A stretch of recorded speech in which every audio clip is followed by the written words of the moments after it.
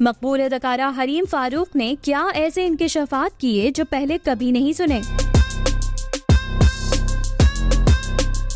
कि कैसे उन्होंने करियर के आगाज में बहुत मुश्किलात देखी और उनके बारे में क्या कुछ नहीं बोला गया, और उन्होंने ऐसे चैलेंजेस का भी सामना किया जिनका अभी वो जिक्र भी नहीं कर सकती।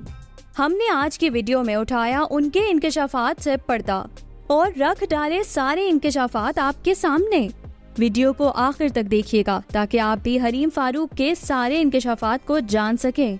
आगे चलने से पहले अगर चैनल को सब्सक्राइब नहीं किया तो जल्दी से कर लें और बेल आइकन के बटन को दबा दें ताकि आने वाली हर नई वीडियो का नोटिफिकेशन आपको मिलता रहे। अदाकारा हरीम फारूक ने हाल ही में फूशिया मैगजीन को इंटरव्यू दिया, जिसमें उन्होंने तवील अरसे बाद स्क्रीन पर वापसी पर भी खुलकर बात की और ये भी बताया कि उन्होंने कैमरे से दूरी क्यों इख्तियार की थी। अदाकारा ने मुबहम अंदाज में बताया कि वो जिंदगी को एक्सप्लोर करने निकल पड़ी थी। उन्हें कुछ मसाइल का सामना था जिनका अभी वो जिक्र नहीं कर सकती। इंटरव्यू के दौरान हरीम फारूक ने ज्यादातर सूफियाना अंदाज में बातें की और उनकी बातों से लगा कि वो सूफियत की जानिब राग़िब है। उन्होंने बतौर खातून प्रोड्यूसर पेश आने वाली मुश्किलात का भी जिक्र किया और कहा कि अगर वो सारी बातें बताने बैठ गईं तो बहुत वक्त लगेगा, इसलिए सिर्फ वो ये बताना चाहती हैं कि खातून का प्रोड्यूसर होना आसान काम नहीं।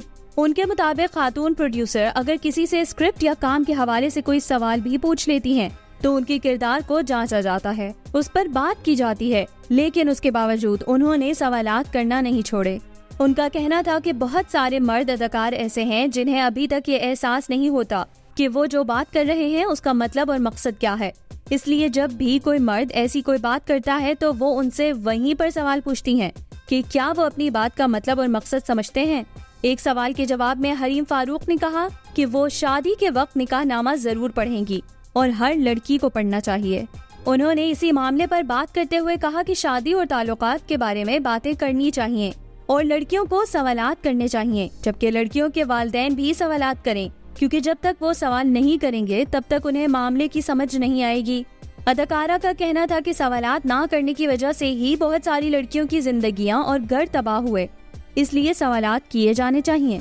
हरीम फारूक ने इंटरव्यू के दौरान बताया कि उनका ताल्लुक एक अच्छे खाते पीते घराने से है, लेकिन उन्हें अदाकारा बनना था। उनके मुताबिक जब उन्होंने वालिदैन को बताया कि वो शोबिस में जाना चाहती हैं तो वालिदैन ने उन्हें तालीम हासिल करने के लिए बैरून मुल्क भेजने का फैसला किया, लेकिन वो नहीं गईं। हरीम फारूक ने बताया कि फिर वो अपने आबाई शहर से सूबा सिंध के दारुल हुकूमत कराची चली आईं, जहां उन्होंने इब्तदाई तौर पर ऐसे फ्लैट में रिहाइश अख्तियार की जहां पानी और बिजली की सहूलियात दस्तयाब नहीं थी। उनके मुताबिक वो कई साल तक पानी और बिजली की सहूलत के बगैर रहीं और इसी दौरान उन्होंने अदाकारी शुरू कर दी।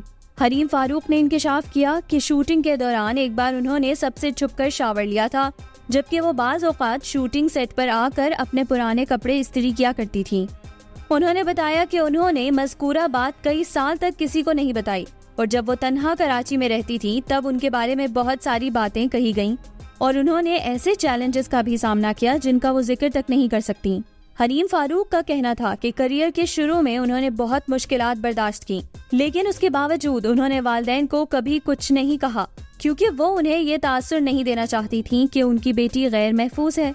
ये तो थे हरीम फारूक के सारे इंकशाफात। अब आप हमें कमेंट बॉक्स में बताना मत भूलिएगा कि आप इस हवाले से अपनी क्या राय रखते हैं। इजाजत दीजिए, अल्लाह हाफिज।